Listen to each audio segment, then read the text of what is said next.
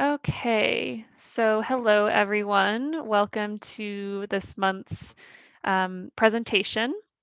My name is Laura Godenick. I'm the program coordinator for TICN. I've been working with TICN since January of 2019, so about 2 years, which is really crazy to think about. Um, in case you all aren't familiar with TICN, the Trauma Informed Care Network is what TICN stands for.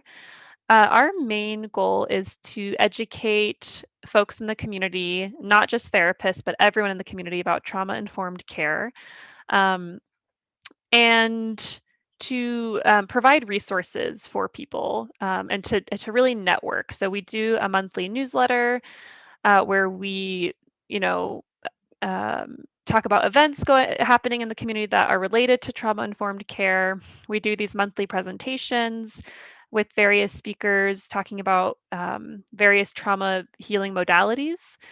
And that's kind of the main thing we've been doing for the past year or so. COVID definitely challenged a lot of us, most of us, I would say. So that's kind of all we're doing right now. We're definitely looking to expand in the future, kind of seeing what other, if anyone else in the community is interested in joining forces with us or have any ideas. So we're open to ideas, but right now we're just kind of maintaining these presentations and our newsletter. Um, and now I'll introduce our speaker. So Amy Henderson is an MSW LCSW, and she has been in the mental health field for over 15 years. She's been many things, but most recently, she has been a mental health therapist for the past 6 years. Over 2 years ago, Amy founded Inner Journey Counseling. Here, she specializes in providing individual therapy and skills groups to adults and older adults wanting to heal from trauma, especially complex trauma and grief and loss issues. Her primary and preferred treatment approach is EMDR, which is eye movement desensitization and reprocessing. She also integrates internal family systems, or IFS, and DBT, or dialectical behavioral therapy, into her work with clients. She runs a DBT skills group for adults with her wonderful colleagues, where they teach 4 core skills: mindfulness, distress tolerance, and emotion regulation and interpersonal effectiveness. In her free time, Amy likes to daydream about a world where people everywhere are supported in their journey of healing trauma, and every human is taught mindfulness, distress tolerance, emotion regulation, and interpersonal effectiveness skills. She's a native Utahn who currently lives in Salt Lake City and enjoys road cycling, qigong, indoor and outdoor plants, trees and gardens, painting, and loving on her 2 rescue huskies, Marco and Desmond. And Amy, of course, you can add on to that if you'd like. But I'm going to now share my screen for the presentation. Just give me one moment.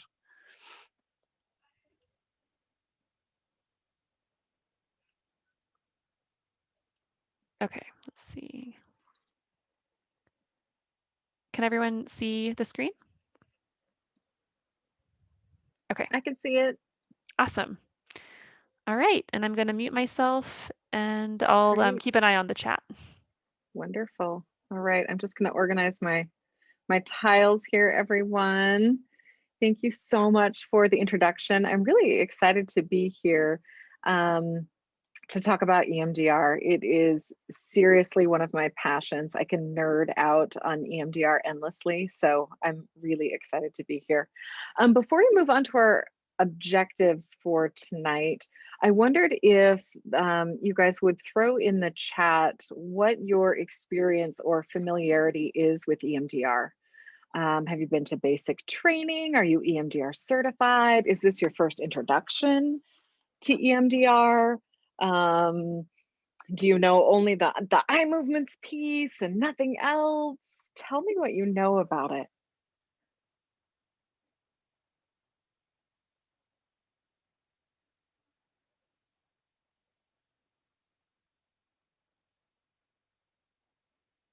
Oh, Oh, nice. Dixie's halfway through her EMDR training.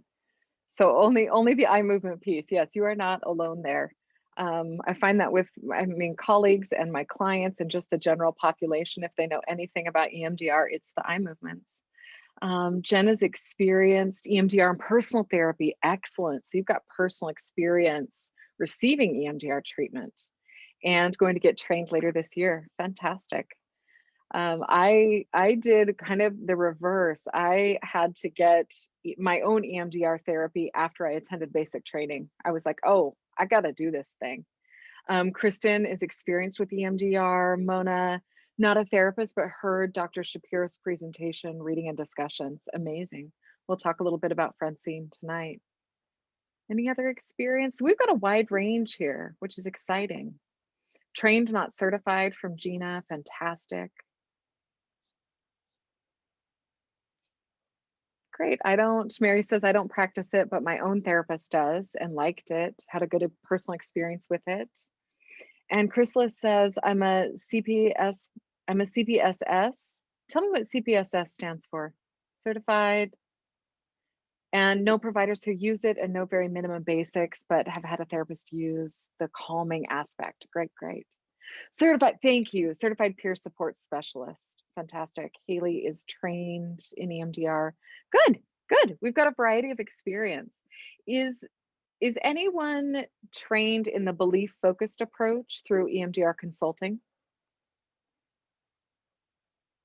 And Sarah's looking forward to her EMDR training. Good, good. Anyone? EMDR consulting. Okay. All right.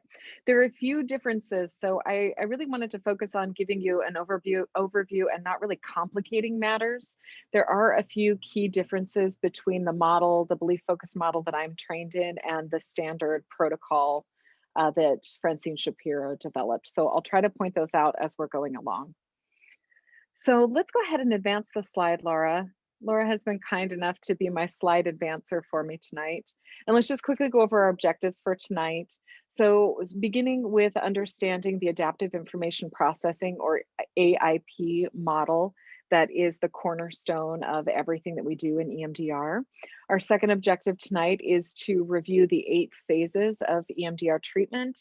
And then finally, I am hoping that we have enough time to go through a couple of experiential exercises from the stabilization phases. If we don't have time for both, hopefully we'll have time for at least one that we can go through, so that you've got something that you can take outside of here to use for yourself and also with your clients if you would like to. Go ahead and advance the next slide for me. So a brief history of EMDR. We've already covered the fact that EMDR stands for eye movement desensitization and reprocessing. That was Francine Shapiro, who developed EMDR. She named it that very early on in her research and development of EMDR. In later years, just before she passed away, she actually indicated that she wished that she could change the name, that the desensitization piece really wasn't a key component of it, that she felt like everything that we did in EMDR was really about reprocessing information. She decided to keep it EMDR because that's the term that's widely known, and it was just too widely known at that point to be able to change it smoothly at least. As a side note, it is Francine Shapiro's birthday today. I thought that was so funny as I was putting together the presentation. I was like, happy birthday, Francine.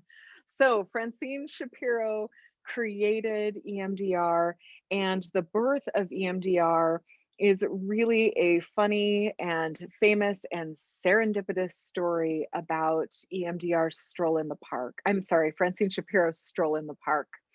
In 1987, she was a psychology student at the time and took a walk through a California park. She'd been thinking of a recent distressing event that had happened to her. And as a side note, she never disclosed the details of what that distressing event was. She simply talked about it as a distressing event that had happened to her. And as she was walking, she began darting her eyes back and forth, looking at different trees and things on either side of the pathway in the park. And she began to realize that as she was doing this, her distress started to decrease. And later, as she tried to recall the memory and the details surrounding that distressing event, she noticed that the distress around those memories had significantly decreased. And so, very serendipitously, that is where EMDR began. Quickly, Francine began to start experimenting on this new method. She experimented on herself, on her friends and family, on different colleagues, basically anyone who would let her practice and kind of develop this protocol.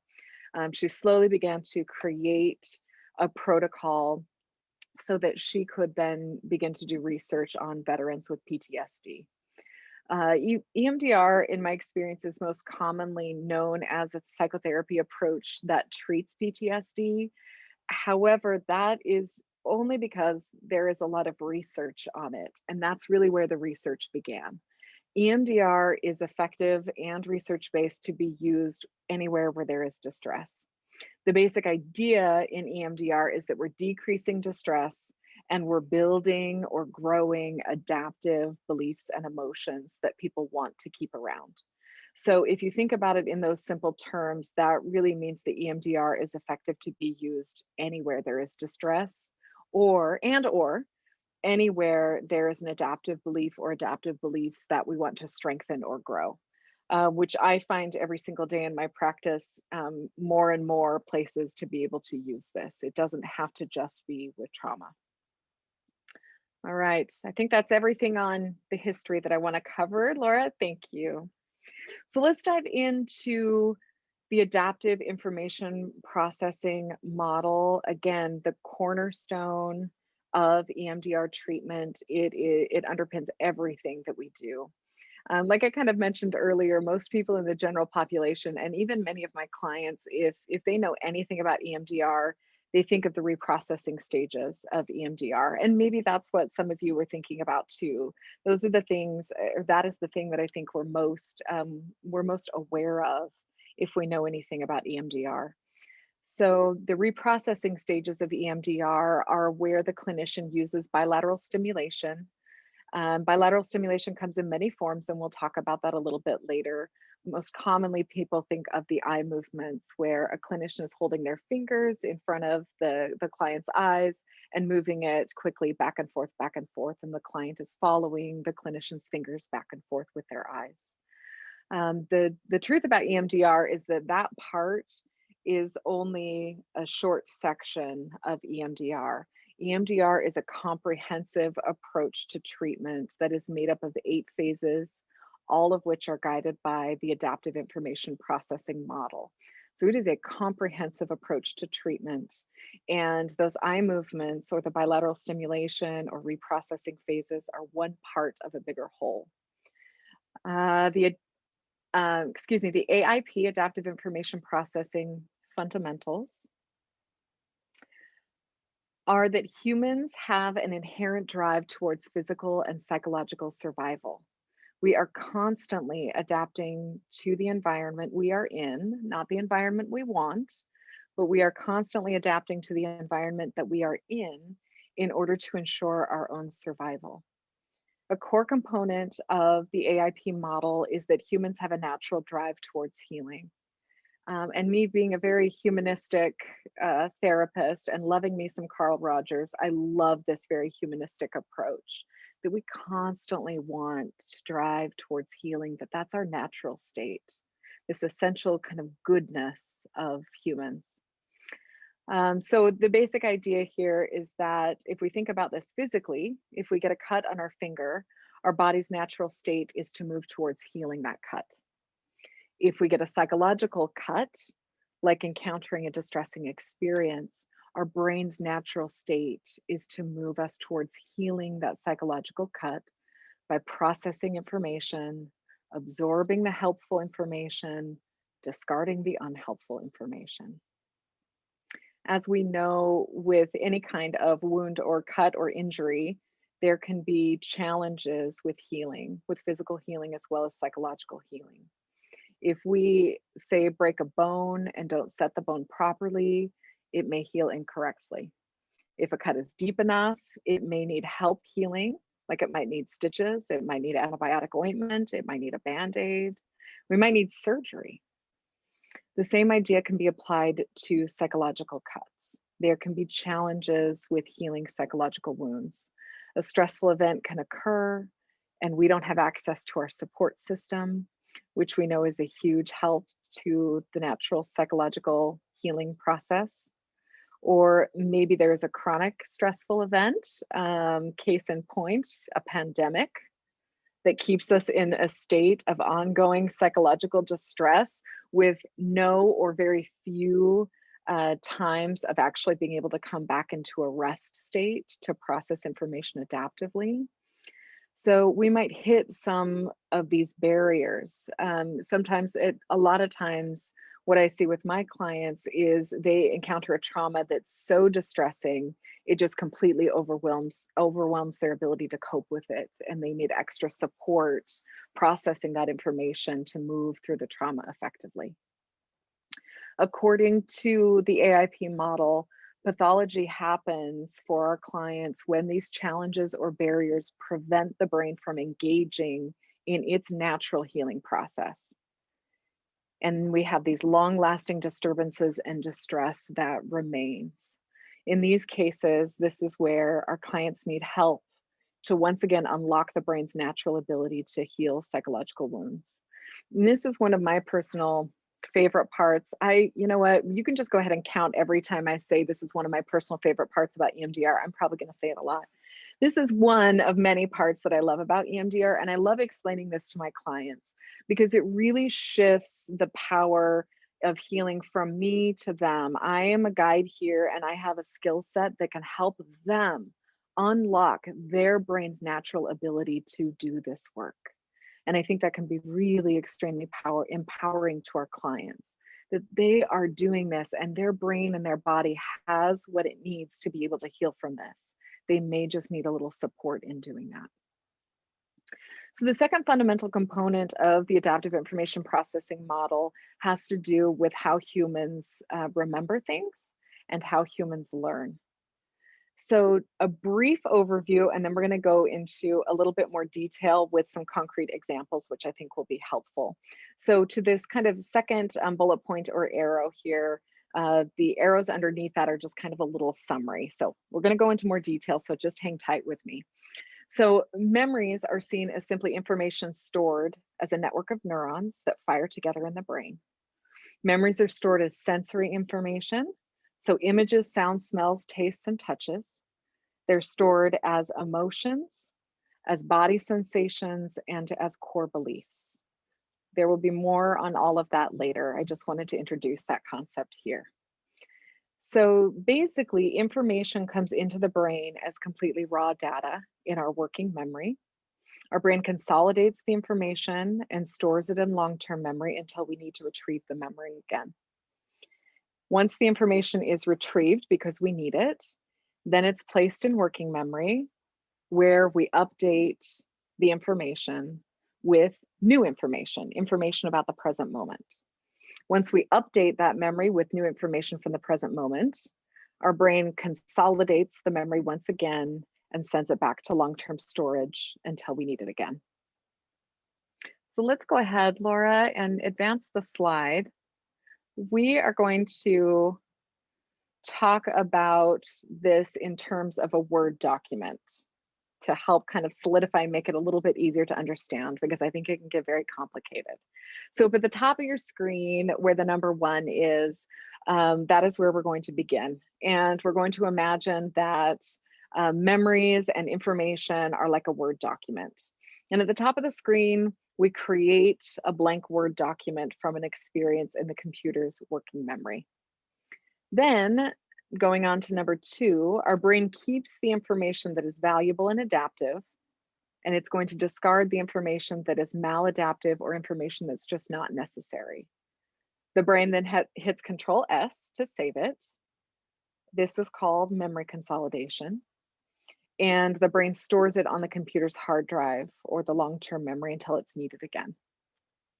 So then we go on to number 3, when the when the information is activated again, the brain hits Control O, opens up the document that was stored, or also known as retrieves it from long-term memory. Then the brain has the ability to update the document, revise it with information from the present experience, and that's all happening in our working memory. And then on to number 4, once the updates are complete, the document is going to be resaved to the hard drive or the long-term memory until it's needed or until it's activated again. So some key things to take away from this are that every time a memory is retrieved from long-term storage, it is subject to being updated with new information. And this key component is how humans learn.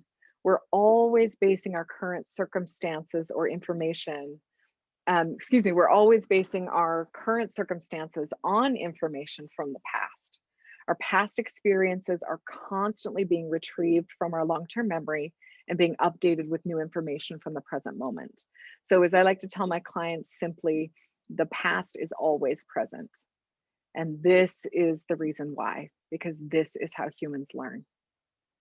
So I wanted to use a really concrete example tonight to talk about how this process works in the brain. So just visually head back to number 1 up at the top of the screen, and we are going to imagine, let me see if I need to make sure that I'm holding this in view, right?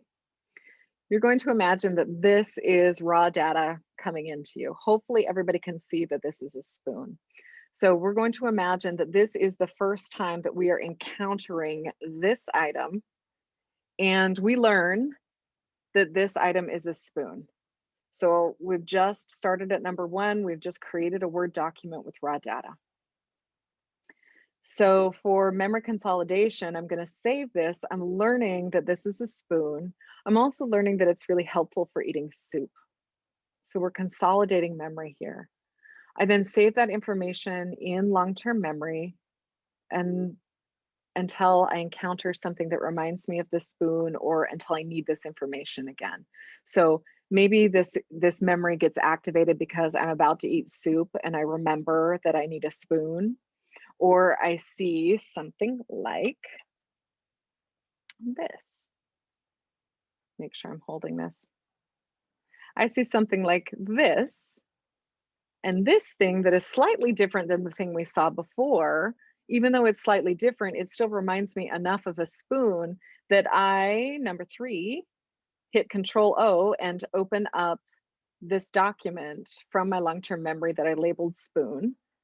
And I'm able to recognize that even though this shape is different, the bowl of the spoon is a lot smaller, the handle is a lot longer, it's not as ornately decorated as the one, that even though this looks different, it looks close enough to what I already have experienced in the past that I can also recognize, generalize the information. I recognize this as a spoon too. Then number 3, I update the document. Spoons can also look like this. Oh, I think we have someone who just joined, maybe. Okay, we're good. Yeah, if everyone could mute themselves, it'd be great. No problem, no problem. Wherever I was. Oh, yes, we're updating the document to say that spoons can also look like this. They're not just this, but there's variation on the theme too. But all of this is based on my past experience. And then I update it with information from my current circumstances. So then I resave that document that I just updated with current information. I put it back into my long-term memory until I need it again. So maybe a little bit later, I encounter at a party a spoon that looks like this as I'm about to serve myself some green beans. And instead of getting completely stymied and stuck and not knowing what to do, I know that this looks close enough to things that I've encountered in the past. So I open up that document again, I retrieve it from long-term storage, I update the information with information from my current circumstances. Spoons can also have these slots in it. The bowl can also be bigger. I update that document and then I resave it again and send it to long-term storage until I need it. Okay. So whenever I describe this process to my clients, I always like to rhetorically ask them if they can imagine what a giant pain it would be if we had to start from scratch every time we encountered a slightly new situation. It would be so inefficient and would take us such a long time. And that's one of the reasons that we as human beings learn based on past information. Any questions about the adaptive information processing model before we move on? You're welcome to advance the slide, Laura. Okay. This is the lens that we're seeing everything through. Humans learn based on past experiences. The past is always present. So with an understanding of the AIP model that guides everything, we're ready to just briefly look over the 8 phases of EMDR treatment. We're going to go into detail on each of these 8 phases. I just wanted to give you kind of an overview of where we're headed. There are a couple things that I want to point out on this slide. One is those reprocessing stages that I mentioned earlier. The reprocessing stages are where the bilateral stimulation is used. And you can see that the reprocessing stages of EMDR, out of the 8 phases, those reprocessing stages are 4, 5, and 6. So there is a lot of other stuff that we're doing outside of the reprocessing. And that's what makes this a comprehensive approach to treatment. While I'm on this topic, bilateral stimulation very simply means alternating movement. And while most of us know the eye movements as bilateral stimulation, there are a ton of different ways that it can be applied. I actually, in my practice, very rarely use eye movements. I tend to use other forms of bilateral stimulation more frequently.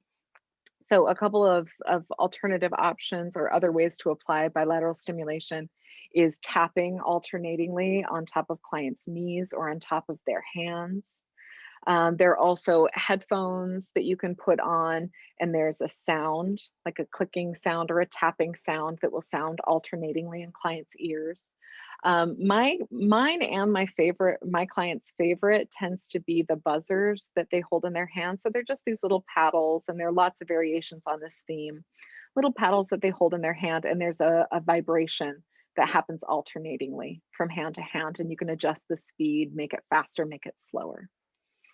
You can also use a combination of different methods of bilateral stimulation. I have a couple of clients who really prefer to have the audio, the eye movements, and the tappers going simultaneously. All right, I think that's all I wanted to cover on that slide. Go ahead and advance the next slide. Thank you, Laura. So the beginning of EMDR treatment is not going to be a stranger to anyone. We are simply identifying the client's presenting problem, what they're coming into treatment for, what they want to address. We're gathering all of the relevant history on them and conducting a biopsychosocial assessment. So I'm not going to spend a lot of time talking about that because that really can be, it's all of us can use our own approach to assessing in phase 1. The unique part about phase 1 or assessment phase with EMDR is that during this assessment phase, we're starting to identify distressing memories from the past with our clients.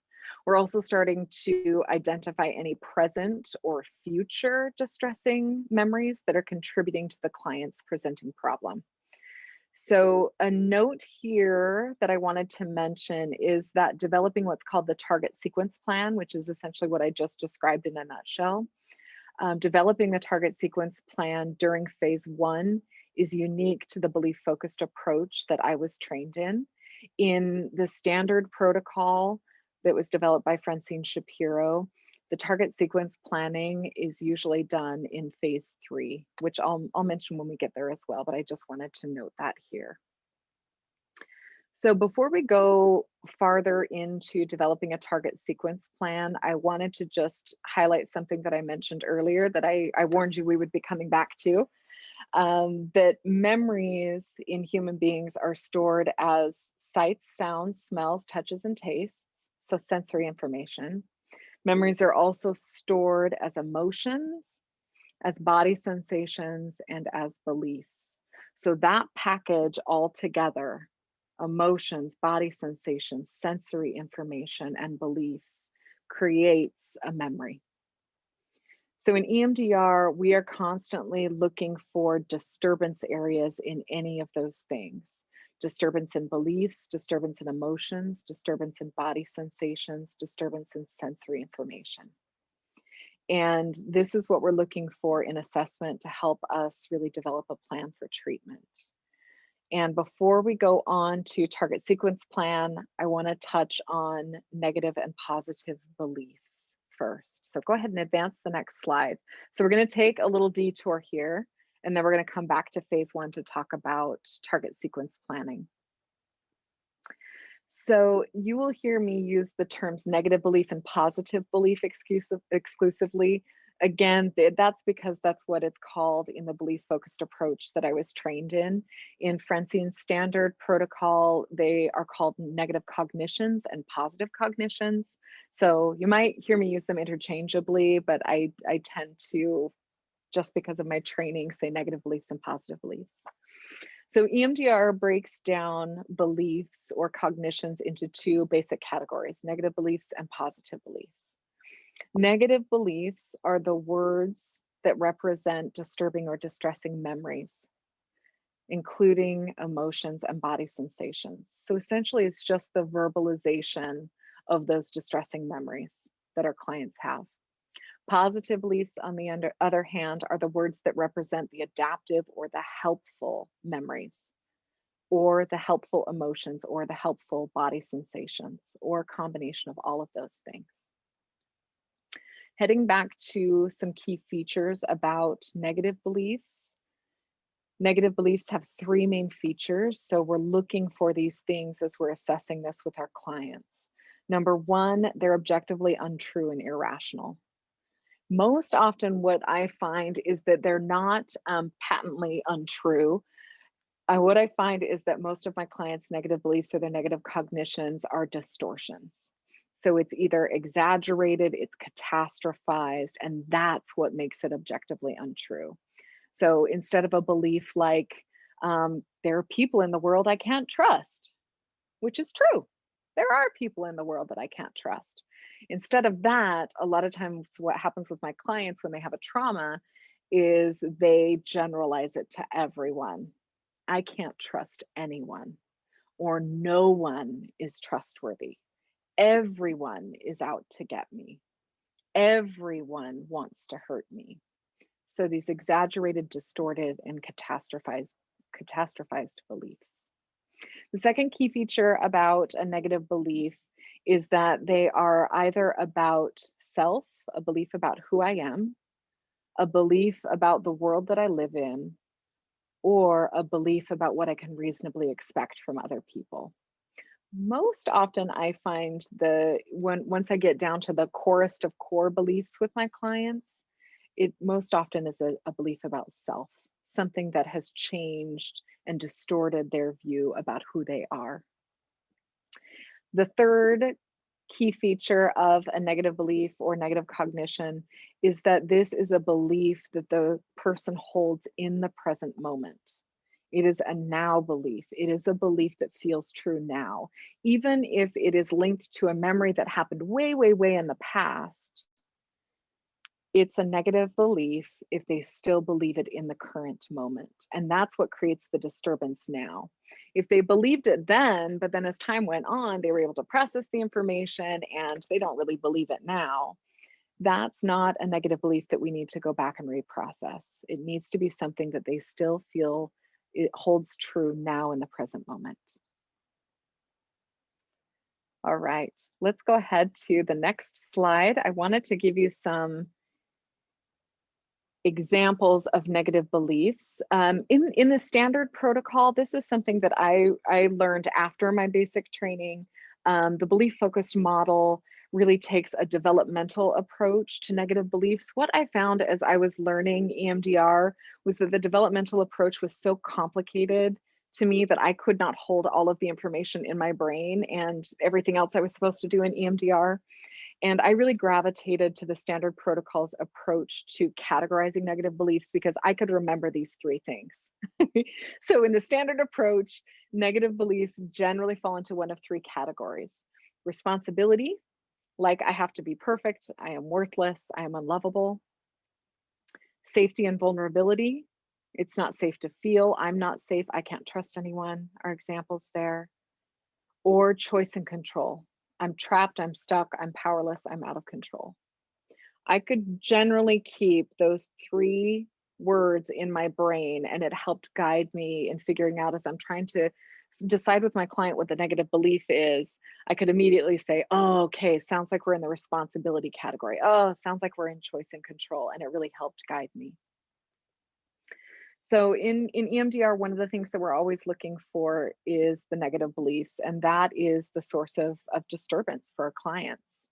These again are the roots at the, or excuse me, the words at the root of the disturbing memories, the distressing emotions, the uncomfortable body sensations, all of those things that make up a memory. So we're constantly looking for those negative beliefs, helping our clients identify those negative beliefs that get activated for them. And then we're helping them identify or develop the positive belief, the belief that they would prefer to have, the belief that would be more adaptive to have, the belief that would be more helpful for them to have when relating to this memory. So for example, wanted to take an example from each of the categories. So instead of the negative belief from the responsibility category, I have to be perfect. The adaptive belief might be something like, I did the best I could. So it doesn't necessarily have to be the direct opposite of the adaptive, or excuse me, of the negative belief. And in fact, most often I find that it's not. It's not the direct opposite. It's not like I have to be perfect. I can be imperfect. Usually there's some variation on the theme that's still in that same category, but is the preferred, more adaptive way of looking at this. So instead of the negative belief from the safety and vulnerability category, I can't trust anyone. An example of a positive belief for that might be, I can trust people who are trustworthy. So in the chat, get your chats up. Throw in the chat for me, what might be a positive belief for I'm powerless from the choice and control category? I am powerless. What would be a preferred belief instead of believing I am powerless? What would be a more helpful belief to have? Sarah says, I can make the best choice with the information I have. Brilliant. Mhm. When I do X, I feel powerful. Very nice. Yep. Yep. So even Mary's even bringing in like an example of when I do this. So bringing in times where I have felt powerful. I have been empowered. Good. Any others you can think of?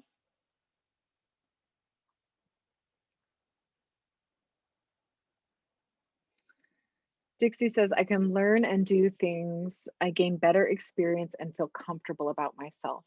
I love that. And I love that you included the phrase I can learn.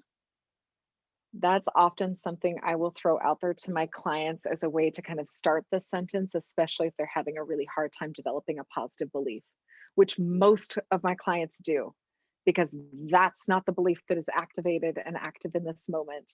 So it's harder to grab a hold of what do I want to believe. Mona says, I have choices about X. Excellent. So you're incorporating choices, options, control. We're empowering our clients with these beliefs. Great, great. So one other idea that I came up with, you guys really hit on all of the ideas that I had.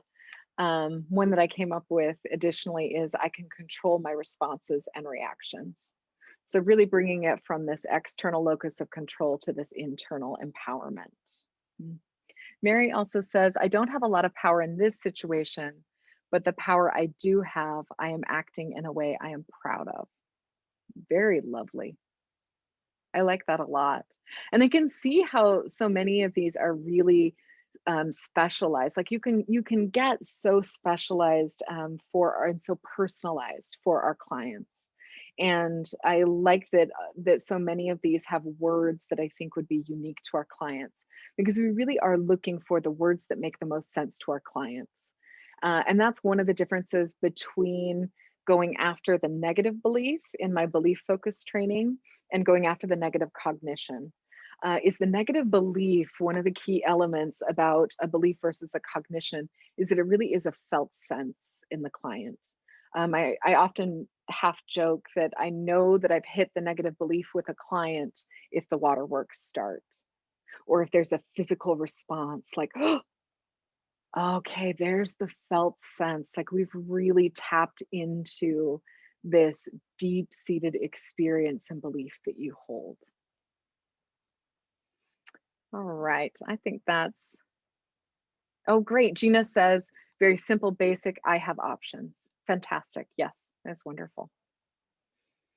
Okay, so we're gonna kind of leave our tangent of negative belief, positive belief for a moment, and we're gonna go back to phase one. And developing the target sequence plan, where we're really beginning to identify with our clients the distressing memories from the past, the present, and or the future that are contributing to the client's presenting problems. So I wanted to use an example from one of my clients to help illustrate the point. So during our first appointment, I'm doing my assessment. My client's presenting problem. The reason that she comes to treatment with me is that she is having panic attacks every time she rides in the car. So I do my general assessing things. We're assessing for information. We're gathering history, getting all the background that we can on her.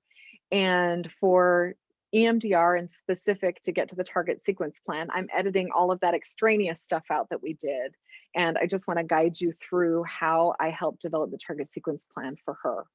So what I did with her was when she said, I have panic attacks every time I ride in the car, I asked her, when was the last time this happened? She tells me about yesterday as she was driving to work in the morning. So now I've identified a present memory. Yesterday, when I was driving to work in the morning, I felt panicky and nervous. So I start fishing around, trying to highlight and clarify and identify what her negative belief is by asking about the symptoms. So I ask her, what negative or uncomfortable emotions did you notice yesterday when you were driving to work? Remember that memories are stored as sensory information, emotions, body sensations, and negative beliefs. So I'm really just digging here to say, okay, what are the emotions that went along with this? She tells me panic, fear, worry. Where does that panic, fear, and worry live in your body? Well, my heart starts pounding out of my chest. I feel like it's going to explode out of my body. What negative thoughts did you notice during this situation? So I'm activating with her the memory, the emotions, the body sensations. And now we're going to look at what are those thoughts? Let's see if we can get to the words that represent the negative belief. So she tells me my thoughts as I was riding to work are that I'm not going to make it to work. I'm going to get into a wreck. Someone's going to hit me.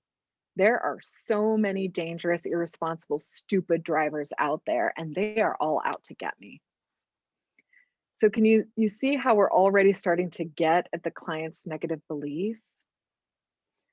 So I pause here with the client to clarify the negative belief to see if we can really get at that felt sense that represents this memory.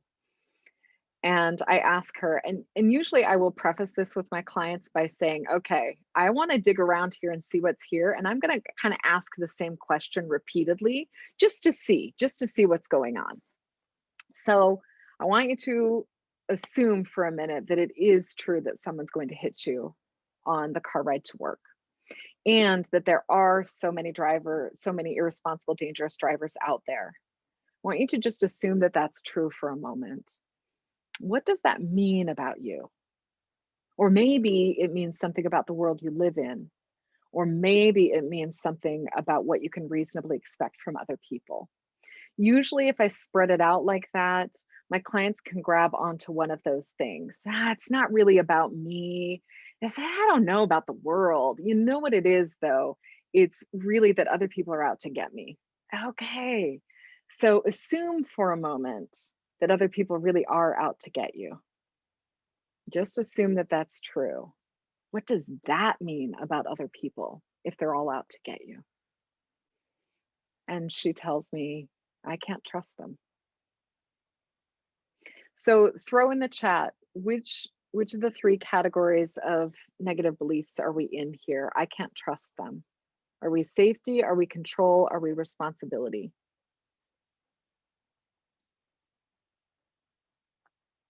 Sarah says control.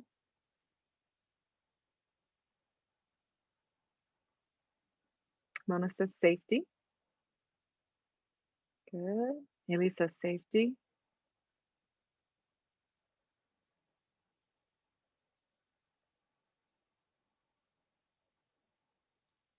I think it's safety and control. Safety. In this case, it's safety.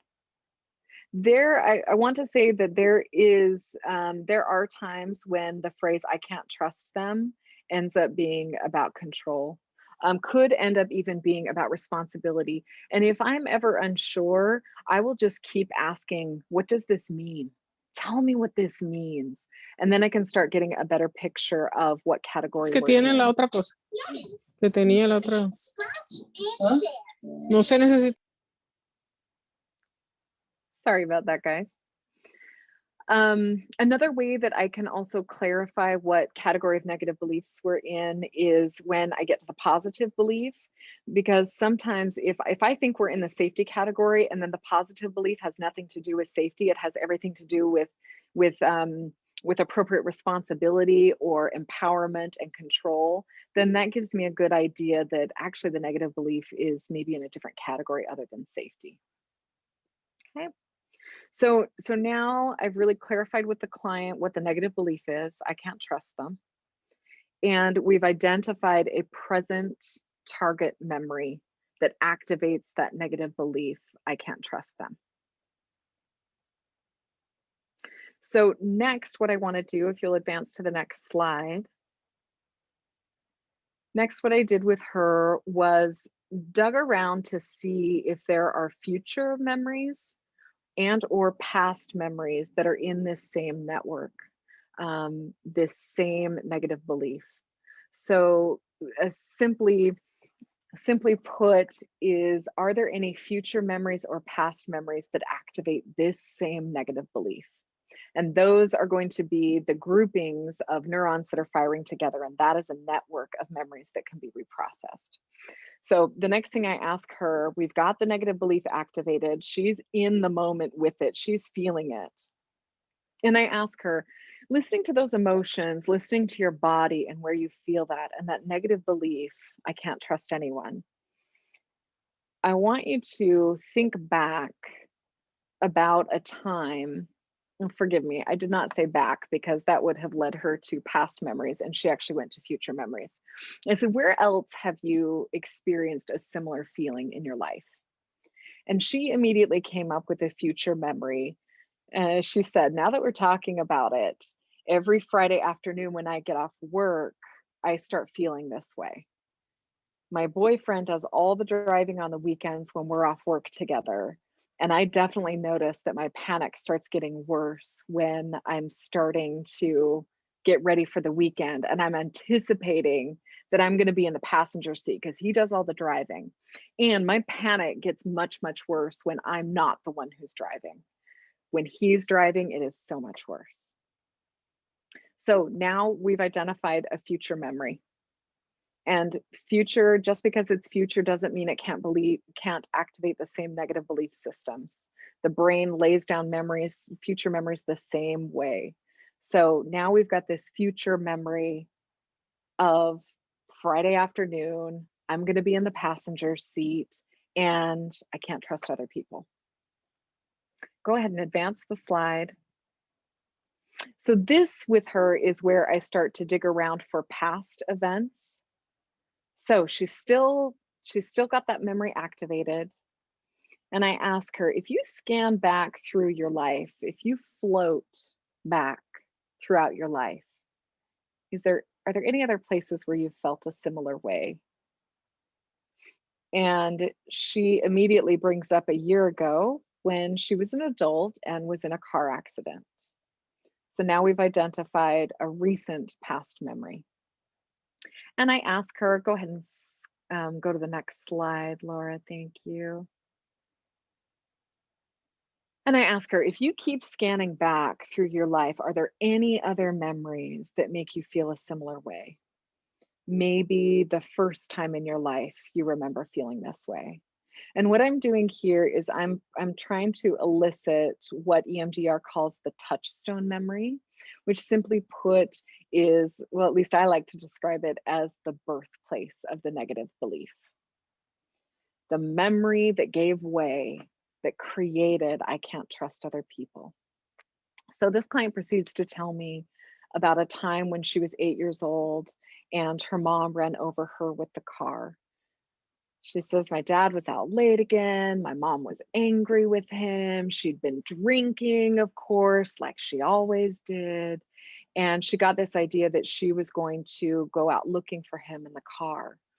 So anyway, I tried to stop her and she ended up backing over me. So now we've identified the birthplace of I can't trust anyone.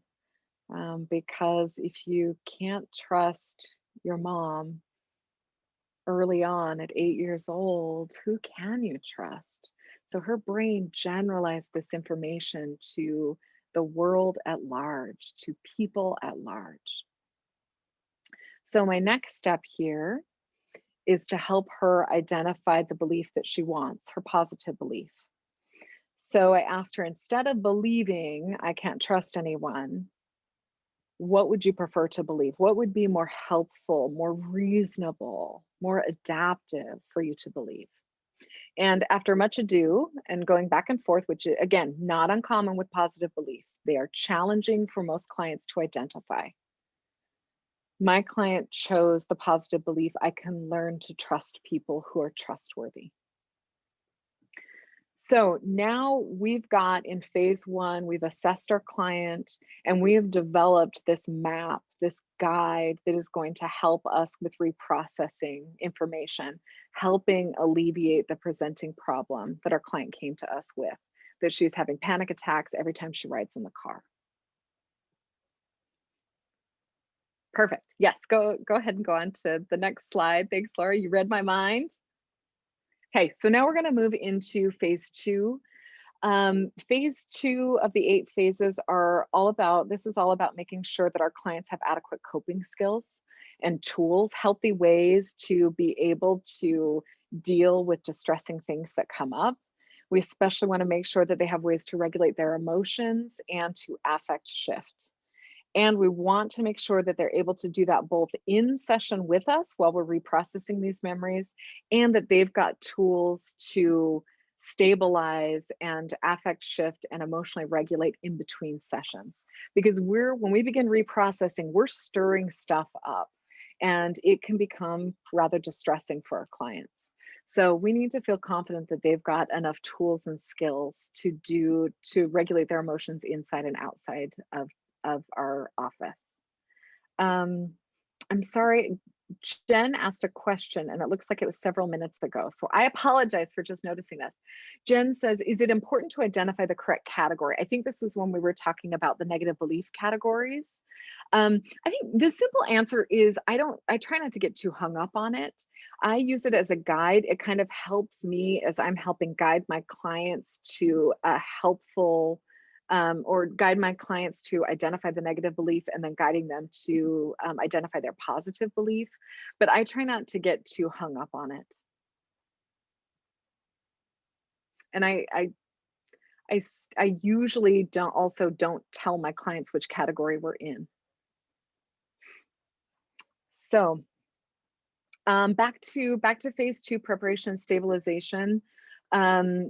A lot of times I can identify with my clients skills that they already have, ways of coping that are effective for them. Sometimes my clients just need help reconnecting with skills that they have but haven't used for a while. Other times we are quite literally starting from scratch, and my less functional clients don't have a lot, if any, skills or tools or resources. So we might be spending a lot of time in phase 2 in stabilizing them, in preparing them for reprocessing. This is also a place where, as clinicians, we can integrate other psychotherapy techniques in. I use a lot of internal family systems techniques here. I use a lot of DBT skills here. If there are other things that you're trained in, this is an area where you can integrate those things. Some of the EMDR kind of preparation and stabilization skills that we often teach our clients are things like container skills, if you're familiar with that, or helping our clients develop a secure, calm place. We used to call it safe place. That word safety can be pretty triggering for clients. So we try to use things like secure, calm, favorite place. With most of my clients, well, before I say that, this is a phase that could take one whole session. It might take half a session. It might take 15 minutes to be for preparation and stabilization. Because my caseload is mostly made up of clients who have complex trauma, it is not uncommon for me to be in phase 2 with a client for months or even years sometimes. Or maybe we are in stabilization for a time, we move on to other phases, and then quickly find that we need to come back to preparation and stabilization. Next slide, please. So now that we've developed a target sequence plan for our client, phase 1, phase 2, we've made sure that they've got enough stabilization skills to be able to cope in session and in between sessions. We're ready to move on to phase 3, which is called access and activate. We have done so much prep work already, like phases 1 and 2 for my clients typically take quite a while. So by the time we get to phase 3 is typically a pretty short phase. Access and activate, like I mentioned in phase 1, in the standard model, in Francine's standard protocol, this is the phase where we develop the target sequence plan. In the belief-focused model, we've already developed the target sequence plan in phase 1. So that makes the access and activate phase even shorter. So typically access and activate for me takes maybe 30 seconds, or it might take a couple of minutes, and then we're ready to move on into the next phases. So for phase 3, for access and activated, I have put the target sequence plan back up on the screen from phase 1, using the same example of my client who has panic attacks whenever she has car rides. During this phase, she and I decide together which of the 4 memories that we've identified that she wants to use as kind of the gateway into reprocessing this whole entire network. So for this example, my client chose to use the memory from a year ago when she was in the car accident as an adult. That was the memory she wanted to target to be able to reprocess this negative belief. So on to the next slide. These are the components of the access and activate phase. So once we've decided on the memory, sorry, I lost my slide. Okay. Once we've decided on the memory, I ask my client to connect with the worst part of that memory. I then check in briefly with her on the positive belief. So I might say, in thinking about that worst time or the worst part of the memory of the car accident from a year ago, does the positive belief I can learn to trust people who are trustworthy still seem to fit for what you would like to believe? She says, yes. Great. Now returning to the worst part of the memory, I want you to connect with the negative belief, I can't trust other people. And notice that panic, that fear, that worry, and that pounding heart in your chest that you mentioned. Does that still seem to fit? Yes, that definitely seems to fit. So we're activating the experience in our client. So we're pulling that up. She's feeling the emotions. She knows what the negative belief is. She's thinking about the worst part of the memory, and she's feeling it in her body. That, in sum, is phase 3. So from there, next slide, we move quickly into the desensitization, phase 4. So this is actually where we start applying bilateral stimulation. So we've got that negative belief activated. They're connected with the memory. They're connected with the emotions. They're connected with the body sensation. And I, as the clinician, am now going to apply fast sets of bilateral stimulation. In between each set of bilateral stimulation, we're going to pause as briefly as I can. And I'm going to ask them something like, what do you notice? Or what did you notice? Or what is happening for you is usually what I'll check in with my clients. My clients are going to give me a brief response. Maybe it's an image that they noticed. Maybe it's another memory. Maybe it's a body sensation or an emotion or a sensory experience. Maybe it's thoughts that are coming up. Whatever it is that they're sharing with me, I usually will say something like, excellent. I want to be extremely accepting of anything that they bring up in between those sets. Wonderful work. That's great. I want you to go with that. Or I want you to notice that. And then we go back into the fast sets of bilateral.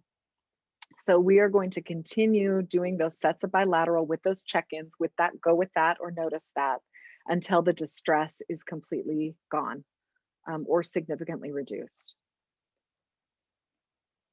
Once it is, next slide, perfect. Once that distress is reduced or gone, I'm then going to move my client into connecting with the worst part of the memory again and holding that memory with the belief that they want to have. Then I'm installing the positive belief by applying slow bilateral movement, sets of slow bilateral movement. Same thing in between each set, I'm asking them, what do you notice? They give me a short response and I'm saying, go with that or notice that, or what happens next?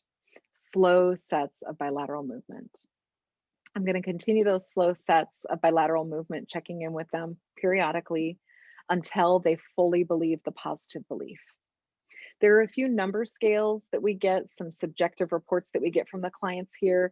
In trying to make this a brief overview, I decided not to get lost in all of that, but just to make it very simple. So there are a few things that I'm leaving out here.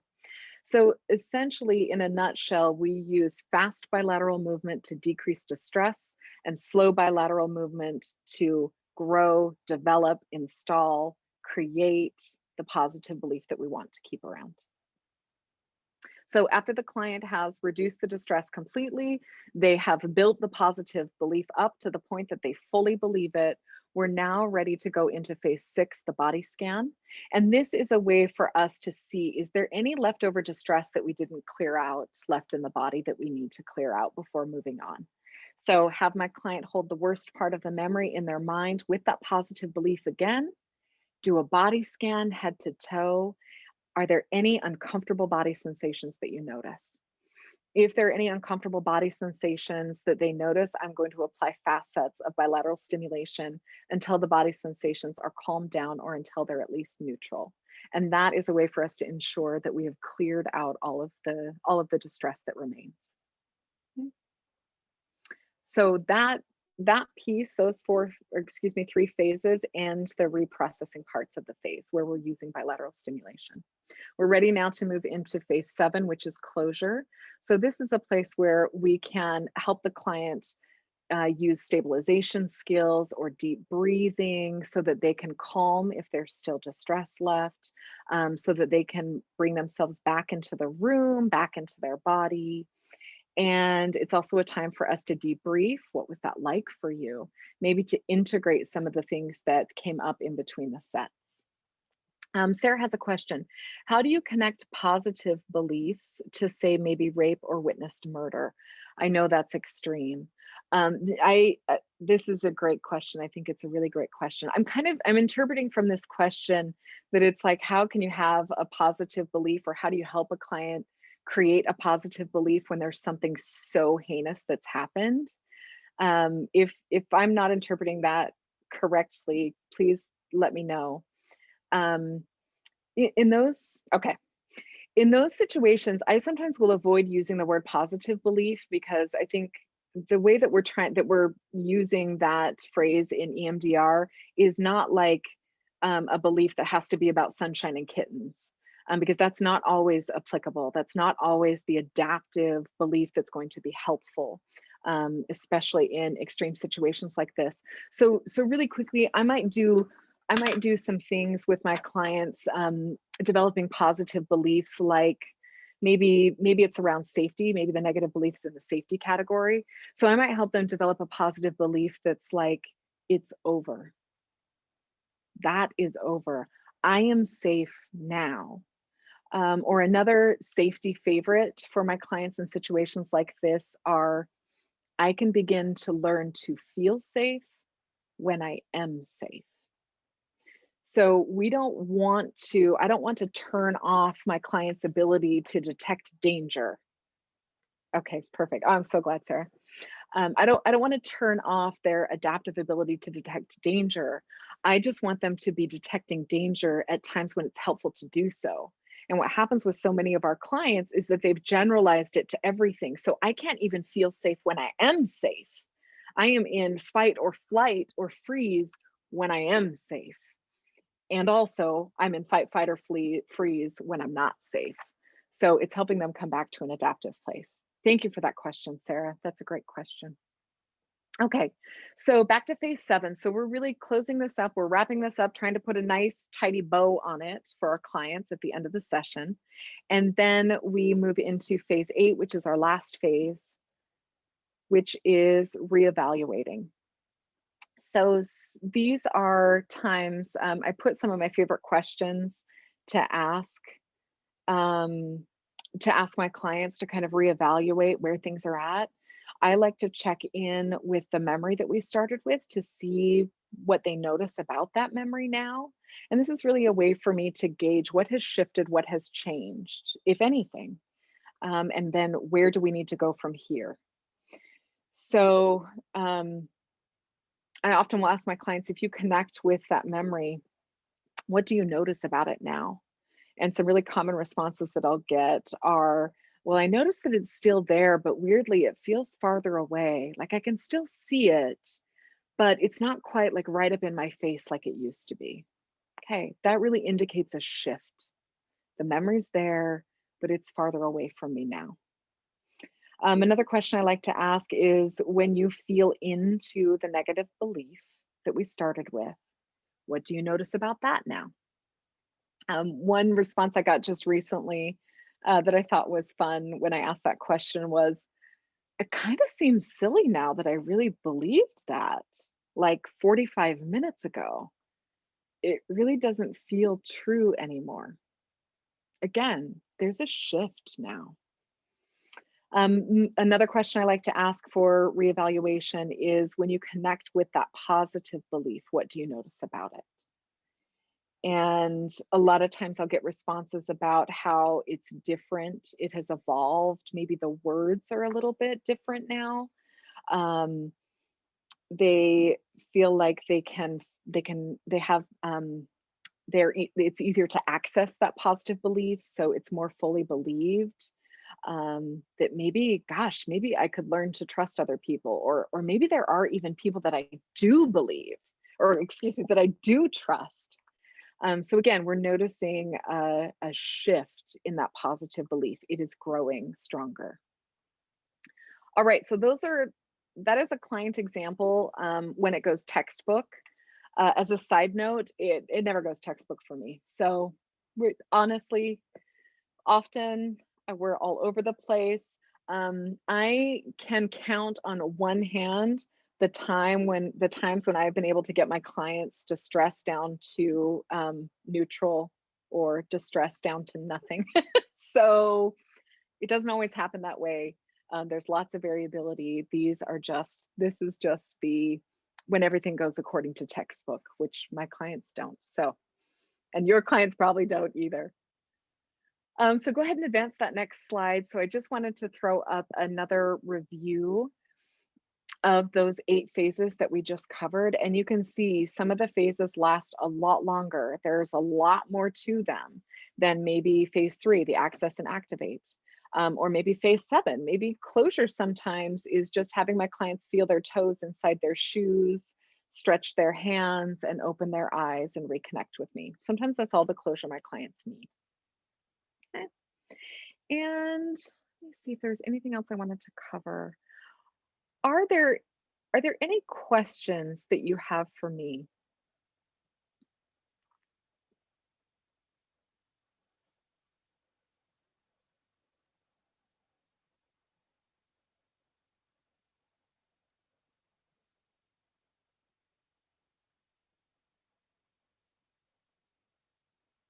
Okay, I'm not seeing any questions. I did. Actually, I have a question.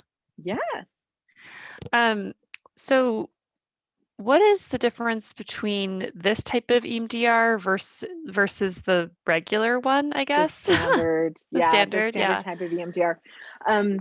So I mean, I think a couple of main things that we covered tonight.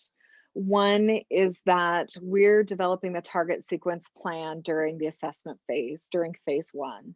Whereas in the standard protocol, assessment is done, stabilization is done, and then part of doing access and activate is actually developing the target sequence plan, identifying the negative cognition, and then accessing that, activating it, and then going into reprocessing. So there's an order difference. And I also think another major difference is going after a negative belief instead of after the negative cognition. And I kind of I mentioned this earlier. I kind of think of negative cognitions as a more thought based, like a little bit more surfacey, a little more like upstairs brain prefrontal cortex information that I get. Negative belief is like 3 layers down deeper into a felt sense. And that's where, like, I know when I've gotten to the negative belief when the waterworks start happening, or when there's a physical response. It's like, oh, that's it. Oh, I felt that. I felt that sensation in my chest, or I felt that fire in my belly, or that made me feel a way. That made me feel a very certain way. So we're getting at something a little bit deeper. That being said, there are plenty of times for a lot of different reasons that I'll stay with the negative cognition, like a thought with my clients instead of going deeper, because that really is, we're like stirring, if we identify a negative belief, we're really stirring up things from the depths of our clients' souls. There are a few other differences in terms of how the bilateral stimulation is not the bilateral stimulation is applied, but how our options for reprocessing. I just cut all of that out because there is no way. Go to basic training for that, because there is just no way. I'm like, we've got to cut something out. There's no way to cover all of this in an hour and a half. So thank you for that question, Laura. Thank you. Chrysalis says, I had understood EMDR was contraindicated for DID, especially for those survivors of ritual abuse. Is that true, or has that shifted with this model? So it can be used for to treat people with DID or people with ritualistic abuse. But if you are not specifically trained on how to use EMDR with that population, then it is definitely contraindicated. So really, because especially with DID, there's a lot of damage that can be done if we just go in using these standard protocols for people with DID. There are different approaches, different things that need to be put in place. It's a great question. Sarah says, are there any local EMDR networks I can look into to get more plugged in? That's a good question. They're plugged in terms of, are you wanting consultation? Are you wanting training? EMDR consulting, the belief focused training that I was a part of, has a really good network here in Utah. So we have Cassidy DeHudaway, who, if those of you who are familiar with Women in Private Practice, that group, she is a part of that. And she practices up in Heber City, and she's actually a certified trainer for EMDR consulting. So she could be a good resource. And actually, I think she has a newsletter that she sends out Hopefully that is helpful, Sarah. Cassidy DeHudaway is her name. Let me try to spell that for you. D-U-D, nope, D-U-H-U-D-W-A-Y.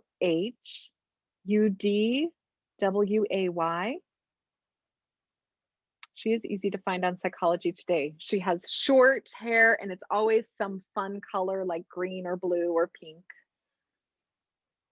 Perfect. Okay, let me go back up to questions. So Mona wants to know, could you describe a progression with a hard experience of the client?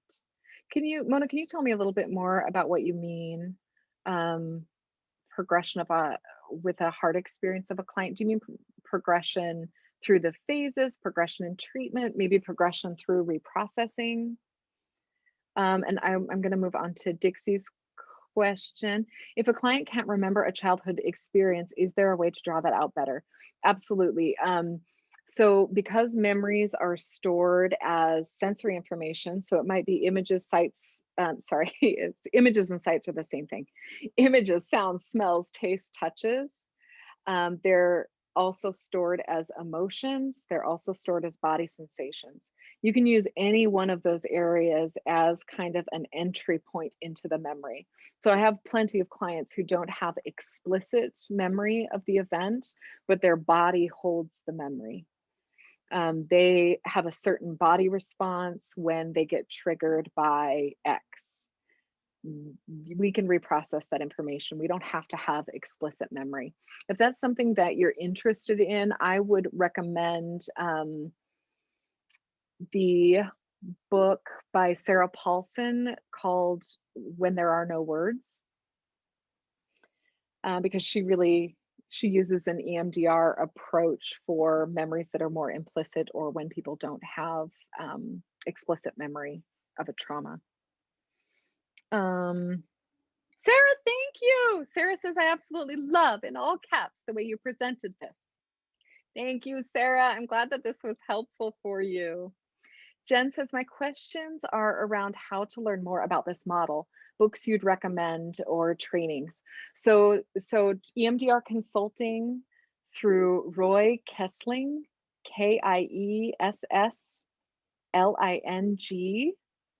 is the founder of EMDR consulting.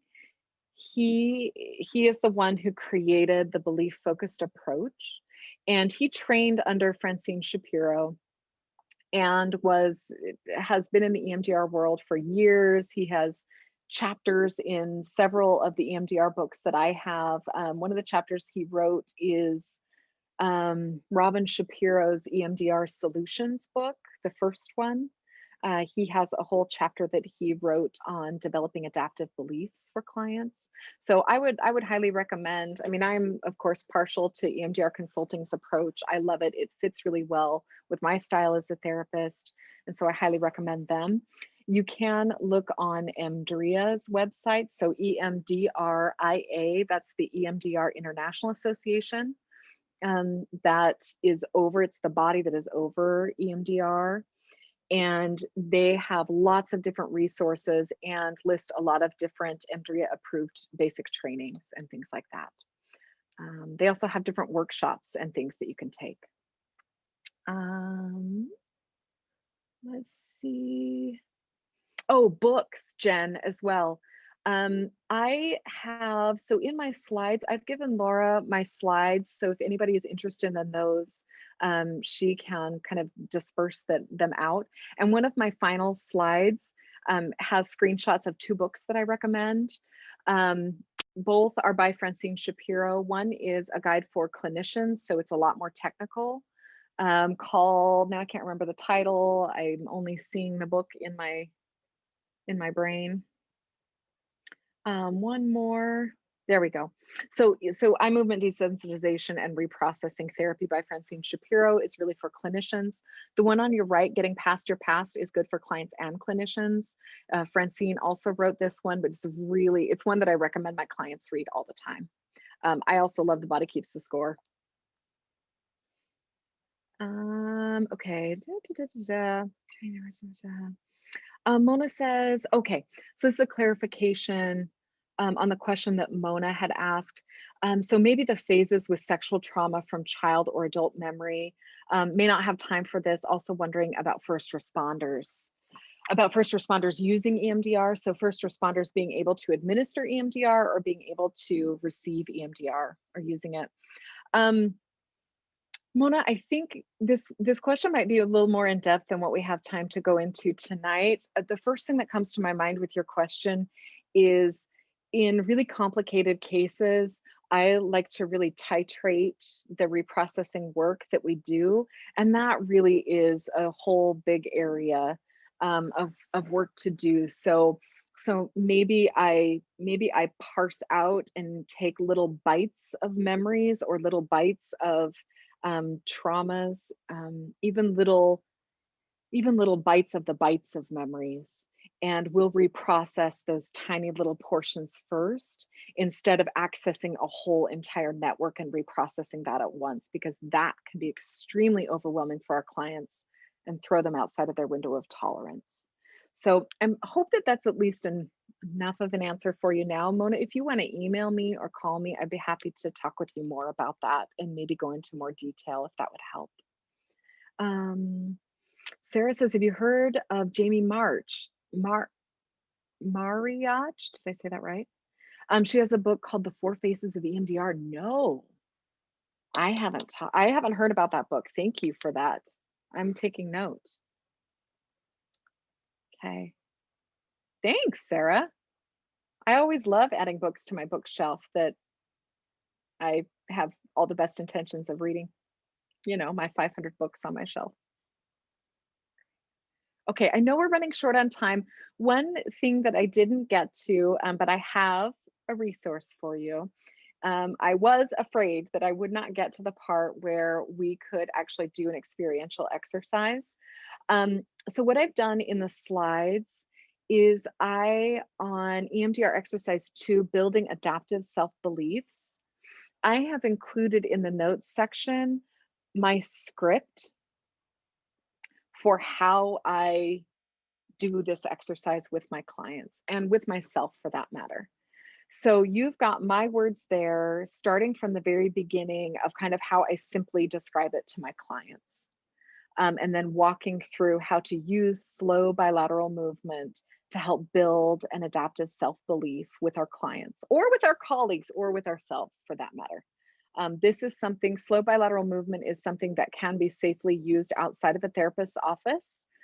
A note is that fast bilateral movement is not safe. It is not recommended for our clients to use outside of our therapy offices because we're really getting into distress areas.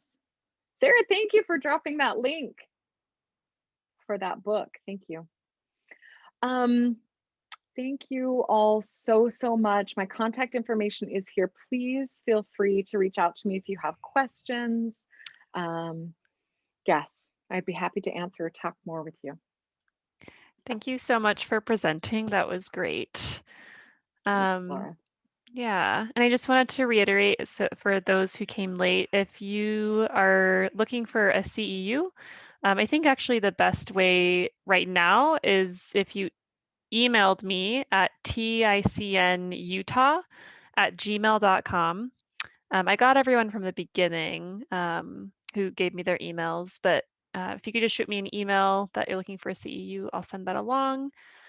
And also, if you are wanting the Amy's presentation, I can pass the slides along. If you email me, let me know if you want them. And then the recording should also be posted on our website, ticn.org, and on our Facebook page as well. So, all right, I think that is everything. I'm going to stop sharing. All right, well, yeah, thank you all for coming. And thank you so much, Amy, for presenting. That was great. Thank you. Thank you, everybody. Have a great weekend. Have a good weekend, everyone. Bye.